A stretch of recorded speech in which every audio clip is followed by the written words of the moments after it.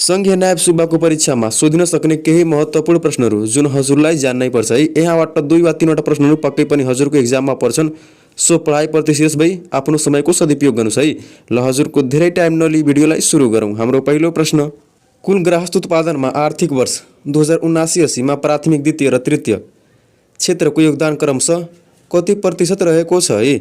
ल प्राथमिकको 24.6, द्वितीयको 12.9, त्यसै गरी तृतीयको 62.4% रहेको छ है।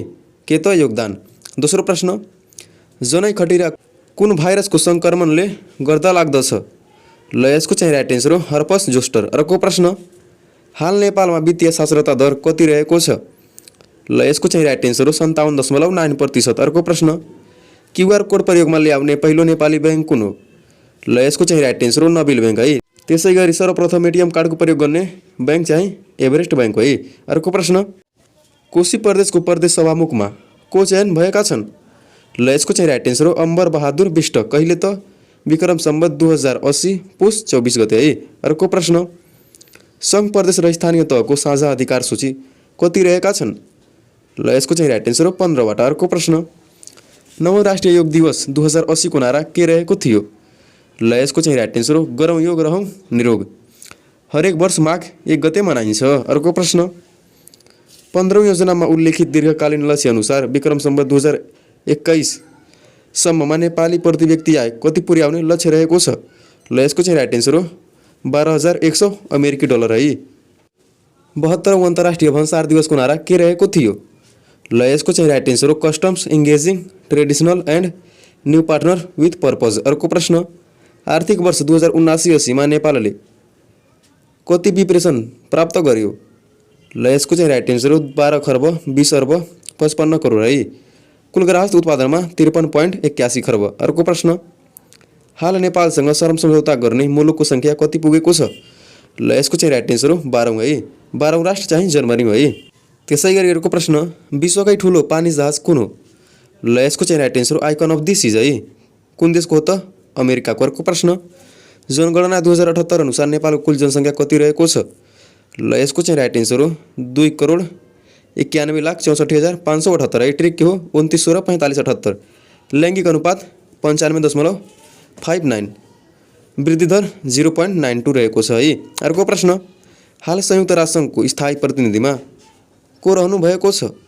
ल यसको चाहिँ राइट एन्सर हो लोकबहादुर थापा। नेपालको तर्फबाट उहाँ 15औं स्थायी प्रतिनिधि हुनुहुन्छ। अर्को प्रश्न, बुकर प्राइज 2023 कसलाई प्रदान गरियो। ल यसको चाहिँ राइट एन्सर हो पाउल लिन्च। अर्को प्रश्न, पहिलो शिशु ग्रहको पहिचान सिरेस कहिले भएको थियो। ल यसको चाहिँ राइट एन्सर हो सन् 1801 मा है। अर्को प्रश्न, हत्केला आकारको ताल भनी कुन ताललाई चिनिन्छ। ल यसको चाहिँ राइट एन्सर हो घोडाघोडी ताल है। अर्को प्रश्न, जनमत सङ्ग्रहको घोषणापछि राजीनामा दिने प्रधानमन्त्री को हुन्। ल यसको चाहिँ राइट एन्सर हो कृतिनिधि बिष्ट है। जनमत सङ्ग्रहको समय प्रधानमन्त्री सूर्यबहादुर थापा। अर्को प्रश्न, महाभारतमा द्रौपदीको भाइ को हुन्। ल यसको चाहिँ राइट एन्सर हो धृष्टद्युम्न। अर्को प्रश्न, विभूषण समितिको सदस्य सचिव को रहने व्यवस्था रहेको छ। ल यसको चाहिँ राइट एन्सर हो गृह सचिव। पृथ्वीको भन्दा बृहस्पतिको चुम्बकत्व शक्ति कति गुणा ज्यादा छ। ल यसको चाहिँ राइट एन्सर हो 14 गुणा। अर्को प्रश्न, नेपालको सिमानाभित्र कतिवटा देशान्तर रेखाहरू रहेका छन्। ल यसको चाहिँ राइट एन्सर हो 8 वटा। अर्को प्रश्न, माउन्ट एरेबस कुन महादेशको ठुलो ज्वालामुखी हो। ल यसको चाहिँ राइट एन्सर हो अन्टार्कटिका। अर्को प्रश्न, शीतल पोखरी कुन जिल्लामा पर्दछ। ल यसको चाहिँ राइट एन्सर हो रुकुम पश्चिम। अर्को प्रश्न, डिएफआइडी कुन मुलुकको नेपालमा कार्यरत सहयोगी निकाय हो। ल यसको चाहिँ राइट एन्सर हो बेलायतको है। अर्को प्रश्न, विश्वमा कतिवटा दोहोरो भूप्रवेष्टित राष्ट्रहरू रहेका छन्। ल यसको चाहिँ राइट एन्सर हो 2 वटा मात्र। अर्को प्रश्न, नेपालका सम्पूर्ण नदी नाला लगायत प्रति सेकेन्ड कति क्युबिक मिटर पानी बहन्छ। ल यसको चाहिँ राइट एन्सर हो 170 अर्ब क्युबिक मिटर है। कति त 170 अर्ब क्युबिक मिटर। अर्को प्रश्न, जनसङ्ख्याको आधारमा सबैभन्दा ठुलो प्रदेश कुन हो। ल यसको चाहिँ राइट एन्सर हो बागमती प्रदेश है। जनसङ्ख्याको आधारमा बागमती प्रदेश, क्षेत्रफलको आधारमा कर्णाली प्रदेश है। अर्को प्रश्न, नेपालको सबैभन्दा ठुलो तामाखानी कुन क्षेत्रमा पर्दछ। ल यसको चाहिँ राइट एन्सर हो बुद्ध खोला है बन्दीपुर। अर्को प्रश्न, तपोवन क्षेत्र कुन जिल्लामा पर्दछ। ल यसको चाहिँ राइट एन्सर हो दार्चुला। अर्को प्रश्न, नेपालकै पुरानो मानिने किराँतकालीन मूर्ति कुन हो? राइट एन्सर विरूपाक्षको मूर्ति। नेपालको इतिहासमा मध्यकाल कहिलेबाट सुरु भयो? ल यसको चाहिँ राइट एन्सर हो विक्रम सम्वत 936 कार्तिक 25 गतेबाट। अर्को प्रश्न, बलाजुको 21औं धाराको निर्माण कसले गरेका हुन्? ल यसको चाहिँ राइट एन्सर हो रणबहादुर शाह। अर्को प्रश्न, जेरुसेलम कुन कुन धर्मावलम्बीको पवित्र सहर मानिन्छ?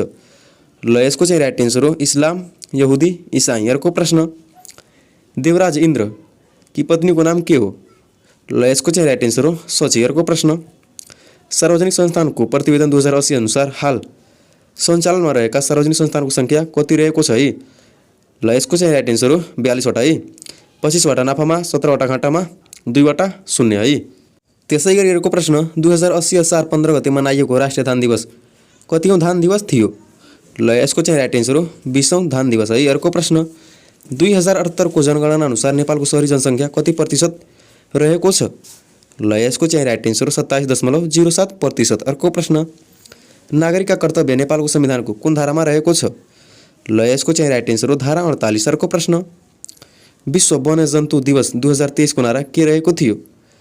ल यसको चाहिँ राइट एन्सर हो वन्यजन्तु संरक्षणको लागि साझेदारी। अर्को प्रश्न, साँढे जुधाइ कुन देशको राष्ट्रिय खेल हो? ल यसको चाहिँ राइट एन्सर हो स्पेन है। मिस इन्टरनेसनल 2023 को उपाधि जित्ने सुन्दरी को हुन्? ल यसको चाहिँ राइट एन्सर हो एन्ड्रिया रुबिसे। अर्को प्रश्न, दोस्रो विश्वयुद्धका क्रममा सबैभन्दा अन्तिममा आत्मसमर्पण गर्ने मुलुक कुन हो? ल यसको चाहिँ राइट एन्सर हो जापान। अर्को प्रश्न, जापानले चन्द्रमामा अन्तरिक्ष यान कहिले अवतरण गर्यो? राइट एन्सर 2024 जनवरी 19 तारिकको। दक्षिणबाट उत्तरतर्फ बहने नदी कर्मनासा कुन जिल्लामा पर्दछ? ल यसको चाहिँ राइट एन्सर हो ललितपुर। अर्को प्रश्न, चन्द्र कक्षले पृथ्वी कक्ष सतहलाई काट्ने रेखालाई के भनिन्छ? ल यसको चाहिँ राइट एन्सर हो राहु र केतु। अर्को प्रश्न, भूगोलको नयाँ खोज कतिौँ शताब्दीमा भएको हो? ल यसको चाहिँ राइट एन्सर हो 18औं शताब्दीमा। अर्को प्रश्न, दुर्लभ जीवजन्तुको अध्ययन अनुसन्धान गर्न महत्त्वपूर्ण मानिएको महासागर कुन हो? ल यसको चाहिँ राइट एन्सर हो सुमेरु महासागर, जसलाई अङ्ग्रेजीमा आर्कटिक ओसियन भनिन्छ है। अर्को प्रश्न, उत्तर अमेरिकाको सबैभन्दा लामो हिमनदी कुन हो? ल यसको चाहिँ राइट एन्सर हो बेरिङ हिमनदी। अर्को प्रश्न, सगरमाथाको सर्वाधिक आरोहण गर्ने व्यक्ति को हुन्? ल यसको चाहिँ राइट एन्सर हो कामिरिता शेर्पा। अर्को प्रश्न, इन्द्र पोखरी कुन जिल्लामा पर्दछ? ल यसको चाहिँ राइट एन्सर हो लमजुङ। अर्को प्रश्न, यारी भन्ज्याङ कुन जिल्लामा पर्दछ? ल यसको चाहिँ राइट एन्सर हो हुम्ला। अर्को प्रश्न, 60 सेकेन्ड बराबर 1 मिनट हुन्छ भन्ने मान्यता कुन मानव सभ्यताबाट विकास भएको हो? ल यसको चाहिँ राइट एन्सर हो सुमेरियाको सभ्यता। अर्को प्रश्न, आधुनिक विश्वका प्रथम राजनैतिक चिन्तक कसलाई मानिन्छ? ल यसको चाहिँ राइट एन्सर हो मेकियाभेली। अर्को प्रश्न, पशुपतिमा चाँदीको कलको फुल चढाउने राजा को हुन्? ल यसको चाहिँ राइट एन्सर हो जयदेव द्वितीय। अर्को प्रश्न, पशुपतिमा सोह्र चाँदी द्वार बनाउन लगाउने प्रधानमन्त्री को हुन्? ल यसको चाहिँ राइट एन्सर हो भीमसेन थापा है। ल यो थियो आजको केही महत्त्वपूर्ण प्रश्नहरू जुन नायब सुब्बाको दृष्टिकोणले एकदमै महत्त्वपूर्ण रहेका छन् है। एकचोटि सरसर्ती रिभिजन गर्नु अनि कण्ठ गर्नु है। यहाँबाट 2 वा 3वटा प्रश्नहरू पक्कै पनि हजुरको इक्जाममा आउँछन्।